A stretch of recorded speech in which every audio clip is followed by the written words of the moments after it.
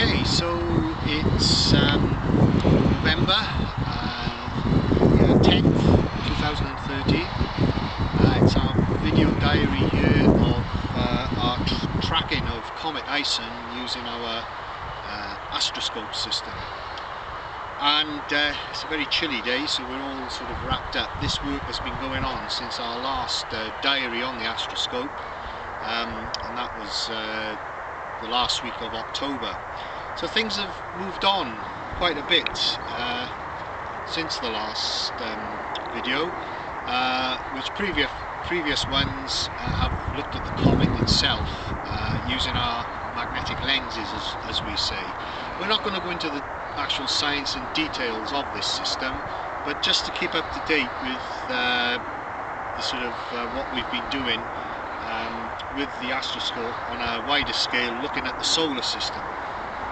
So here I've got a very simple model of the solar system, because this is what's all around us at the moment in the form of magnetic holograms.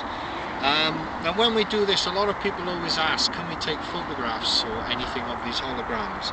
And the answer is no, because they are invisible entities. They are magnetic entities which we see using science-based dowsing, and we'll have a little demonstration of that at the moment. But it's also the first time we've had the facility to leave the Astroscope up 24 hours and actually check what the planets are doing and relate them to known planetary movements which you can get off the internet. So this little model here is just showing what's going on out around us, and what's interesting, it's actually more or less in the same dimensions of our magnetic holograms. The white card marks the space of the solar system with a central sun. Then over here we've got Saturn, which is back over there, Mars due north there, Jupiter up there towards the hedge, Earth just to the right with the green tape, Mercury where the flag is, and Venus, the white ring of tape there. So these are three-dimensional magnetic holograms, and they are moving in accordance with the movements in the system. Since we set this up 2 weeks ago, they have moved on from these positions we've got marked, which are the baselines from where the planets actually are.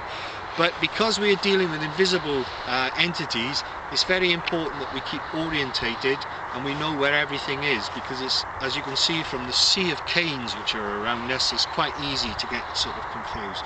So I'm just going to show you how we douse the edges of these heavenly bodies. At the moment I'm standing in the middle of the sun, so what we've done earlier for you is to show very simply, this is the curve of 1/4 of the sun, and if I hold the rods, and what I'm holding here is what we call a witness, which is full of protons. It's actually vinegar. We used to use finest acids at one point, but now vinegar will actually sort of do. And because the sun is made up of protons, the edge of the sun, this magnetic edge, I will respond when I come into the edge. So when I walk in here, I don't get a response. If I keep walking, I get a response there. And then if I come down, I walk and get a response. And in fact then, if I come up here, I get a response. So we can mark out the edge of these entities and analyse them in great detail. Now is not the time to sort of go into that. By holding a witness, that greatly sensitises you to the magnetic fields and also blocks your response to other magnetic fields, which we covered in our books, The Secret of the Stones and The Phoenix Point. So by doing quite detailed work, quite time consuming, we can build up using canes and tape quite good sort of representations of where the entities are, allowing us to do our analysis. In due course we'll be able to plot these out on computer, or perhaps even use the new technology of 3D printers should research funds come our way. But the whole of this system is very complex, and what we're tracking in Comet Ison at the moment, but it's thrown up quite a few issues with the magnetic system around the Sun.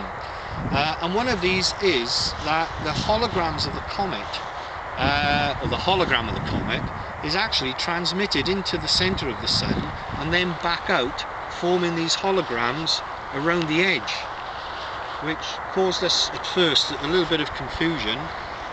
We didn't know how this was going to behave because we've not used the Astroscope to track a comet like this, and so this has been quite a sort of interesting phenomena for us to observe, whilst at the same time we've been carefully marking certain events out, which you can see all the rest of the cane, so we've got quite a lot of data on this. But these spokes you can see immediately on the edge of the Sun are rotating at the speed of the Sun. This one here is one we've been tracking for the 13 or 14 or so days, and it's travelled about 180 degrees, which is checking out with the rotation of the Sun, which is about 26 days at the equator. So this magnetic system is turning around, and it caused us some concerns because we had to find Comet Ison, which is over there. We've got a lot of detail on that comet now. We're able to tell the difference between these holograms generated by the Sun and the actual object that's over there.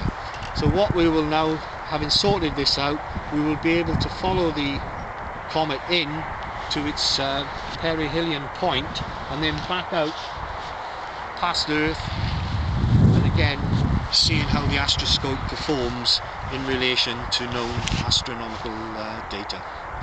So we'll update this every couple of days, and keep the diary of how the whole system is performing, because it is a very powerful technique to observe events going on out there in space.